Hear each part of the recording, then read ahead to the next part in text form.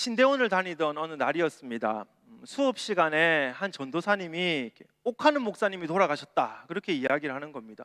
교수님이 한참 수업을 하고 있는데 갑자기 마음속에 있는 이야기인지 이제 소리를 냈습니다. 옥하는 목사님이 평소 편찮으셔서 돌아가셨구나라는 생각을 다들 했는데, 옥하는 목사님이 워낙 교계의 어른이시고 특별히 제가 속한 교단의 가장 큰 어른, 그리고 제자 훈련을 한국 교회에 이렇게 도입을 하셔서 많은 교회들이 한 사람 중심으로 목회를 하게 하셨던 그런 분이다 보니까 수업을 하셨던 교수님도 그렇고 수업을 듣던 저희들도 그렇고 한순간에 정적이 흘렀습니다. 저는 한 번도 옥하는 목사님을 뵌 적은 없지만 그 소식을 들었을 때 왠지 기댈 수 있는 큰 나무가 사라진, 큰 어른이 사라진 그런 느낌이었습니다. 그래서 그런지 그 옥 목사님의 부고 소식을 전한 그 형이 이어서 하는 말이 있었는데, 그 말이 뭐냐면 별이 졌다라는 말입니다. 별이 졌다. 시적인 표현이죠. 한 시대를 풍미하거나 아니면 많은 사람들에게 영향을 끼쳤던 어떤 분이, 그 대단한 분이 돌아가셨다, 그래서 그 시대가 끝났다, 이제 아쉽다, 우리에겐 더 이상 그분이 있지 않다라는 의미로 보통 위대하신 분, 대단한 분들이 돌아가시면 별이 졌다 그렇게 기사가 나는 것을 보게 됩니다. 사무엘상 25장은 또 하나의 별이 진 것으로 시작이 됩니다. 그 별은 바로 사무엘입니다. 사무엘이 죽었습니다. 사무엘이 누구입니까? 마지막 사사입니다. 그러니까 사무엘의 죽음은 한 위대한 사람, 한 영웅의 죽음으로 끝나는 것이 아닙니다. 사무엘이 죽었다라고 하는 것은 이제 사사 시대가 끝이 났다는 겁니다. 하나님께서 허락은 하신, 기뻐하시진 않으셨지만, 동의는 하시지 않으셨지만 허락하신 왕정 시대가 이제야 비로소 시작이 된다는 거죠. 사무엘은 그동안 사사로서의 활동을 하고 있다가 이제 사무엘이 죽었기 때문에 드디어 이제 비로소 왕정 시대가 시작이 된 겁니다. 그 왕은 바로 다윗입니다. 물론 다윗은 아직 왕은 아닙니다. 사울이 왕으로 있었습니다. 그러나 오늘 본문 바로 앞에 보면 사울은 이미 왕이 다윗임을 인정했습니다. 그러니까 사실상 이제 다윗의 시대가 시작이 된 겁니다. 그런데 오늘 본문을 보면 이렇게 역사의 무대에서 새로운 시작을 알리고 있는 이 다윗의 상황 가운데서 뜻밖의 사건을 하나 만나게 되죠. 그리고 그 사건 때문에 다윗이 큰 실수, 큰 죄를 지을 뻔한 일이 오늘 본문에 기록되어 있습니다. 먼저 우리 2절 말씀을 한번 보겠습니다. 마온에 한 사람이 있는데 그의 생업이 갈멜에 있고 심히 부하여 양이 3,000마리요 염소가 1,000마리이므로 그가 갈멜에서 그의 양털을 깎고 있었으니 다윗이 마온으로 자리를 옮겼습니다. 거기에는 나발이라는 사람이 살고 있었는데, 그런데 성경은 그 사람의 이름을 말하기 전에 그 사람이 가지고 있는 부가 어땠는지를 먼저 이야기를 합니다. 양이 3,000마리였고 염소도 1,000마리나 있었다 그렇게 이야기를 하죠. 성경이 강조하고 싶은 것은 그 사람이 부자였다는 겁니다. 그 사람의 인격이 어떻고 그 사람의 됨됨이가 어떻고 그것을 말하는 것이 아니라 그냥 부자였다, 그것을 성경이 말하고 싶었던 것이죠. 부가 그 사람을 주도하는 인생, 부를 따라갔던 사람, 그 사람이 바로 나발이라는 사람입니다. 그런데 그가 어느 날 이렇게 양털을 깎게 되었습니다. 양털을 깎는 날이라고 하면 쉽게 말해서 오늘 같은 날입니다. 이렇게 추석을 말하는 겁니다. 유목민들에게 1년 중에 가장 바쁜 날이죠. 한 해 동안 공들여서 양모를 길러서 그 양털을 깎는 그 추수를 하는 그런 시기입니다. 그러니까 오늘은 기쁜 날이죠. 행복한 날입니다. 마을 전체의 축제일입니다. 그래서 오늘 보면 8절에 보면 이 날을 향해서 좋은 날이라고 말을 하죠. 잔치가 벌어집니다. 많은 음식과 많은 음료가 있어서 모든 사람들이 먹고 마시면서 기뻐하는 그런 날, 그날이 바로 양을 깎는 날, 양털을 깎는 날입니다. 그렇다 보니까 이제 다윗이 나발에게 자신과 함께 있었던 사람 10명을 보냅니다. 가서 정중하게 인사를 하고 우리에게도 좀 먹을 것을 달라고 요청해라, 이제 그렇게 이야기를 하죠. 이렇게 말하면 다윗이 무슨 거지 춘삼인가? 남들 잔치하는데 가가지고 기웃거리면서 전이나 좀 달라고, 음식이나 좀 달라고 왜 그렇게 찌질하게 굴지? 그런 생각이 들 수도 있습니다. 그러나 사실 그것은 아니죠. 다윗이 그동안 나발을 위해서 했던 일을 생각하면 다윗의 이 모습은 당연한 일입니다. 다윗이 나발을 위해서 어떻게 했습니까? 나발의 목자들이 양을 치고 있을 때 다윗과 그의 부하들은 그 목자들을 지켜주었습니다. 특별히 다윗이 어떤 사람입니까? 역사상 가장 유명한 목자, 타의 추종을 불허하는 목자 아닙니까? 물맷돌 가지고 곰도 때려 눕히고 사자도 때려 눕히고 골리앗마저 때려 눕히니까 다윗이 우리 양들을 몇 천 마리든 더 이상이든 그것을 지켜준다고 하면 사실은 목자들 입장에서는 굉장히 감사하죠. 두 다리 뻗고 자도 양 한 마리 잃어버리지 않는 그런 상황이었을 겁니다. 그러니까 1년 동안인지 몇 개월인지 얼마만큼의 시간인지는 모르겠지만 지금 나발의 목자들은 다윗과 그의 부하들에게 큰 은혜를 입었습니다. 그들을 통해서 지금 나발의 목자들은 지금 양을 잘 칠 수 있었고 좋은 추수를 할 수 있는 그런 상황이 되었습니다. 그러니까 이렇게 키운 양들의 털을 깎는 시기에 다윗과 그의 부하들이 숟가락을 드는 것은 당연한 일입니다. 그래서 당연하기 때문에 다윗은 나발에게 요청을 했습니다. 그런데 나발이 어떻게 합니까? 10절과 11절의 말씀입니다. 나발이 다윗의 사환들에게 대답하여 이르되 다윗은 누구며 이새의 아들은 누구냐? 요즘에 각기 주인에게서 억지로 떠나는 종이 많도다. 뭐라고 얘기하고 있죠? 자신은 다윗을 모른다는 겁니다. 근데 정말 다윗을 모릅니까? 아닙니다. 알고 있습니다. 어디서 그 근거를 찾을 수 있죠? 이새의 아들이라고 말을 하죠. 이새의 아들이라고 하는 것은 폄하하는 말입니다. 그래서 사울이 화가 났을 때 다윗을 향해서 이새의 아들이라고 표현을 했죠. 지금 폄하하고 있는 겁니다.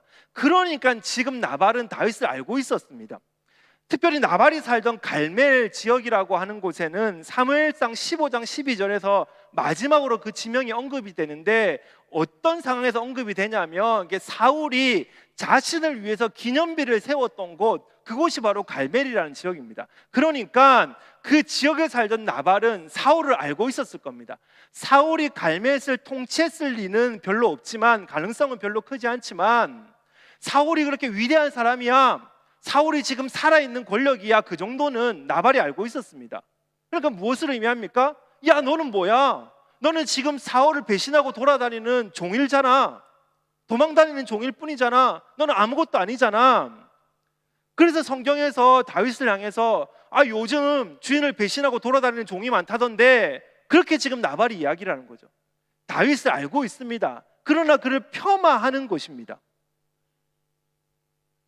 게다가 36절의 말씀을 보면 그가 지금 열고 있는 잔치가 마치 왕의 잔치 같았다라고 성경이 말을 하고 있습니다. 한마디로 그는 지금 돈도 많고 나는 이 동네 왕이야, 내가 주인이야, 그렇게 생각하며 살고 있었던 사람이라는 거죠.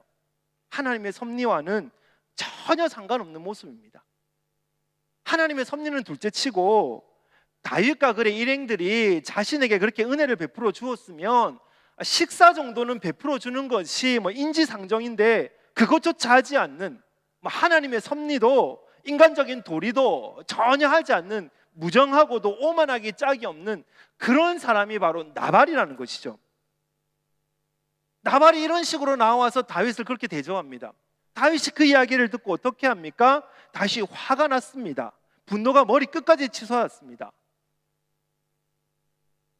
이런 모욕을 이제 피로 갚겠다라는 생각을 가지고 이제 그와 함께 있는 사람들에게 칼을 차라, 나도 칼을 차고 400명과 함께 이제 그를 잡겠다라고 이제 떠나가고 있습니다. 그런데 사실 평소의 다윗의 모습을 보면 사실 우리가 알고 있는 모습은 이런 모습이 아닙니다. 평소 다윗은 어떤 모습입니까?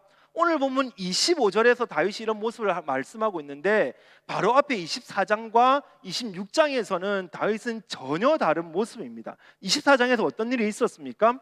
자신을 죽이겠다고 혈안이 되어서 쫓아오는 사울, 그것도 자신들이 숨어있는 동굴에 굴러 들어온 사울을 풀어주는, 죽이지 않는 그런 일을 다윗이 하게 됩니다.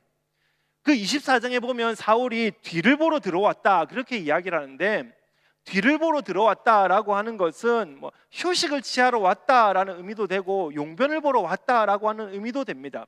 그러니까 다윗과 그의 일행들이 사울이 턱밑까지 쫓아왔다라는 이야기를 듣고 한 동굴 깊이 들어가서 숨어 있는데 사울이 뒤를 보기 위해서 그냥 용변을 취했든지 휴식을 취했든지 하기 위해서 이제 제 발로 혼자 들어온 겁니다. 잠을 잤든지 뭐 용변을 보고 있든지 때려 죽이기 얼마나 쉬운 상황입니까?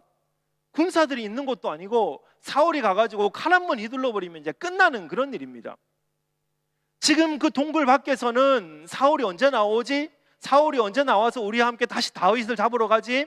그러면서 군인들은 지금 그 어두컴컴한 동굴만을 쳐다보고 있습니다.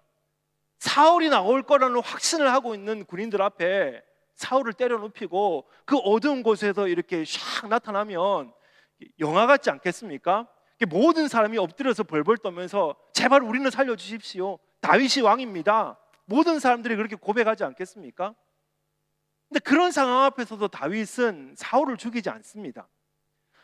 25장 다음에 있는 26장에서도 마찬가지죠. 다시 한번 사울이 다윗 앞에서 죽음을 당할 수 있는 그런 위기에 놓여 있습니다. 성경을 보면 하나님께서 사울과 그와 함께하고 있는 사람들에게 깊은 잠이 들게 하셨답니다. 그러니까 다윗과 그의 부하들이 그들이 자고 있는 수경지에 가서 여기저기 마음껏 헤치고 다니는데도 사울도 그와 함께 있었던 부하들도 아무도 다윗과 일행들이 왔다는 것을 알지 못합니다.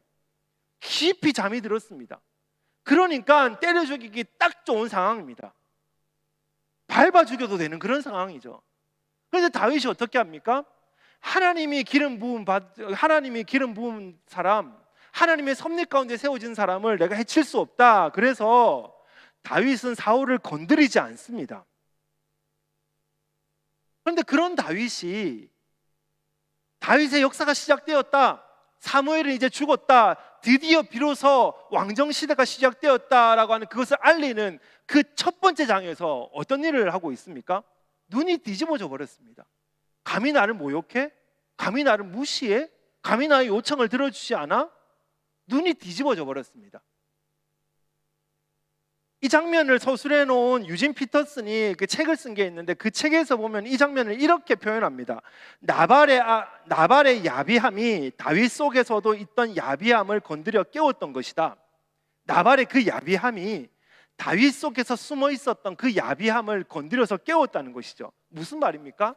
다윗도 인간이라는 겁니다. 다윗도 어쩔 수 없는 인간이라는 겁니다. 금방까지 기름 부음 받은 왕을 죽일 수 없다, 나는 그를 건드리지도 않을 거다, 그렇게 큰 소리치고 도망자의 신세가 된 그 상황 속에서도 남들이 피해를 당하는 것을 볼 수 없어서 자신들의 노출되는 한이 있어도 끝까지 쫓아가서 블레셋으로부터 자기 민족들을 구출해내고, 또 목자들이 어려움을 당하는 것을 보니까 그 사람들을 오랫동안 지켜주면서 아무 해를 입지 않게 도와줬던 그 다윗의 착함과 그 성실함과 그 인자함이 그냥 자신 속에 숨겨 있었던 그 야비함을 건드려 버리니까 자기도 그냥 불쑥 튀어나와서 눈이 뒤집혀져 버려서 나발 때려 죽여버리겠다, 나발과 함께 있는 그 남자들 모두 죽여버리겠다, 그렇게 지금 달려가고 있더라는 겁니다. 어쩔 수 없는 인간, 어쩔 수 없이 나약한 인간, 그 모습이 다윗의 모습이라는 거죠. 우리 또한 마찬가지 아닙니까? 우리의 본 모습도 그렇습니다. 금방까지 은혜 받은 모습으로 있다가 누군가가 내 속에 잠들어 있는 야수를 건드리면 내가 언제 은혜 받았냐는 듯이 한순간에 일어나서 돌변해 버립니다. 동료고 친구고 가족이고 눈에 보이는 게 없습니다. 남편이고 아내고 아이고 눈에 보이는 게 없습니다. 하고 싶은 대로 말을 해야 되고 하고 싶은 대로 행동해야 되고, 그제서야 눈이 돌아와서 내가 잘못했구나, 내가 실수했구나. 이미 물은 다 엎어졌는데, 이미 마상들은 다 입어버렸는데, 나 때문에 분위기 지금 싸늘해져 버렸는데, 나 때문에 우리 소그룹 지금 엉망이 되어버렸는데, 눈이 뒤집혀 버리는 것이죠. 하나님의 뜻이고 공동체의 유익이고 우리 가족의 그 끈끈함이고 그런 것은 없습니다. 한순간에 사고를 쳐버리는 것, 그게 우리의 모습이라는 거죠. 그러므로 우리가 해야 될 일이 있다면 그것은 늘 우리 마음에 있는 그 잠들어 있는 그 야수를 경계해야 합니다. 나도 모르게 누군가가 그 코트를 건드려 버리면 나도 모르게 그냥 깨어나서 내 눈을 뒤집히게 만들어 버리는 그 야수, 나도 모르게 오늘 잘 잠재워 놔서 이렇게 은혜 받은 모습으로 있는데 우리 남편이, 아내가, 아이가, 동료가 건드려 버리면 나도 모르게 깨어져 가지고 막 누구든지 물어버리려고 하는 그 잠자는 야수를 경계하며 우리는 살아가야 한다는 것입니다. 그렇다면 오늘 말씀 속에서 우리는 그 잠자는 야수를 잘 경계하면서 하나님의 뜻대로, 하나님의 섭리대로 살아가기 위해서 우리는 어떻게 해야 합니까? 오늘 말씀을 통해서 좀 주시는 교훈들을 깨달았으면 좋겠습니다. 첫 번째로 우리가 기억할 것은 영적인 긴장을 놓지 말아야 합니다. 영적인 긴장, 우리는 늘 그것을 가지고 살아야 한다는 것이죠. 저희 어머니는 제가 초등학교 때 운전면허를 땄습니다. 그러니까 꽤 오래 전에 운전면허를 따셨죠.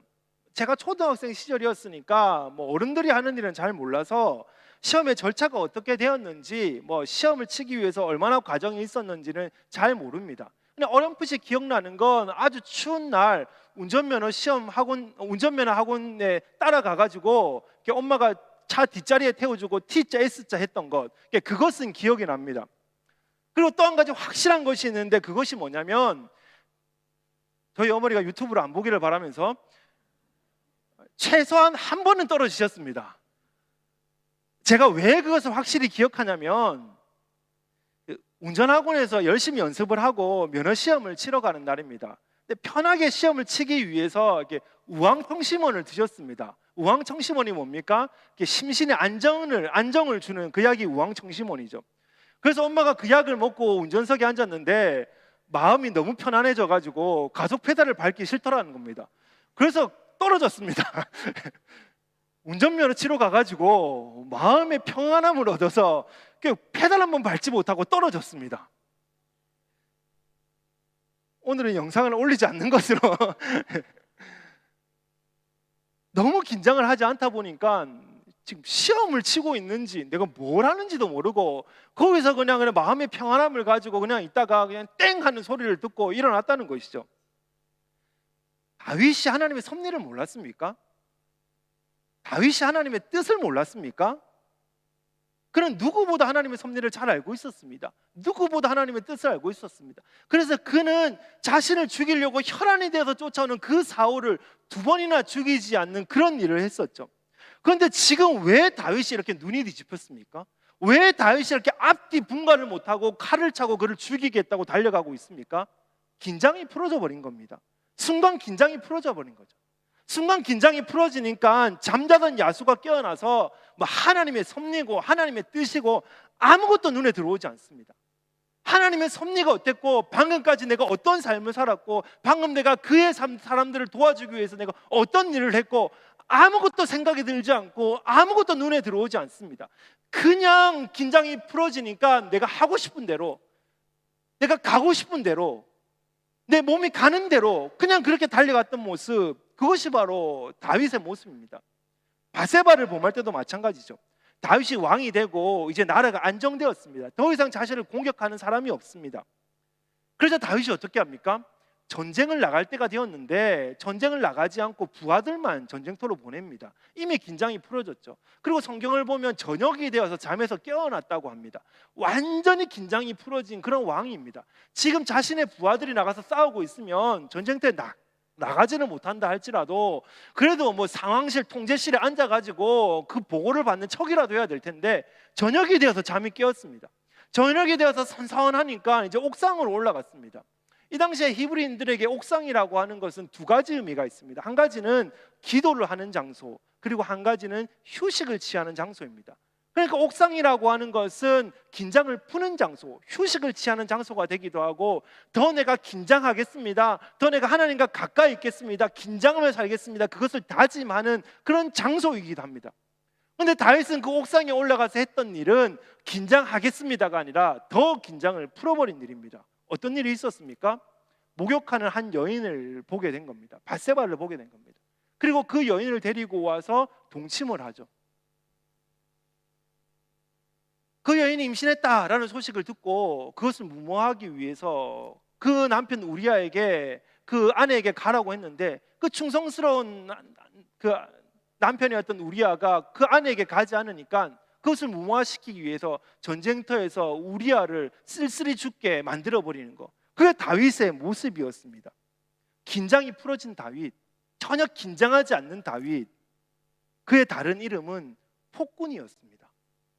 사울만 폭군이 아니라 긴장하지 않았던 다윗, 그의 다른 이름도 바로 폭군이었다는 겁니다. 아주 오래전의 일입니다. 한 정치인이 나이가 좀 들었음에도 불구하고 이렇게 한 대통령에 의해서 부름을 받아서 정부에서 일을 하게 되었습니다. 저도 잘 모르는 분이라서 그분의 정치색이 어떤지, 그의 업적이 어떤지는 잘 모릅니다. 성함도 기억이 나지 않아서 설교를 준비할 때 그에 대해서 검색도 해보지 못했습니다. 근데 제가 그때 인상 깊었던 그 기사가 하나가 있었는데, 그 기사가 무엇이냐면, 그가 은퇴한 이후에 아무도 그를 찾아주지 않을 때, 아침에 일어나서 아무 곳에도 갈 곳이 없을 때, 그는 언제나 동일하게 아침에 일어나서 씻고 양복을 입고 그 출근했던 그 시간에 자신의 서재실로 들어갔더랍니다. 그 서재실에서 무엇을 했는지는 잘 모르겠지만 그곳에 있다가 동일하게 점심시간이 되면 나와서 점심을 먹고 잠시간 휴식을 취하고 또 회사에서처럼 다시 오후 일과를 하기 위해서 서재실에 들어갔고, 늘 퇴근하던 그 시간에 서재에서 나왔다고 합니다. 재택근무라는 단어도 없던 시절입니다. 일을 해서 퍼포먼스를 내야 되는 것도 아니죠. 근데 그 사람이 했던 일은 언제나 변함없이 아침에 일어나서 양복을 입고, 그리고 그 서재실에 들어가서 늘 했던 모습대로 자신이 해야 되는 일들을 해나갔다는 것이죠. 긴장을 놓지 않고 살았다는 겁니다. 긴장을 놓지 않고 살았기에 아무도 알아주지 않는 그 상황 속에서도, 아무도 알아주지 않는 그 시간 속에서도 너무나 공허하고 답답하고 더 이상 내 인생은 끝났구나, 나는 이제 이렇게 쓸쓸히 살다가 인생을 마감하겠구나라고 하는 그 외로움 속에 있던 그 시간 속에서도 한치의 흐트러짐 없이, 한치의 오점 없이 그렇게 살아갔던 사람이라는 것이죠.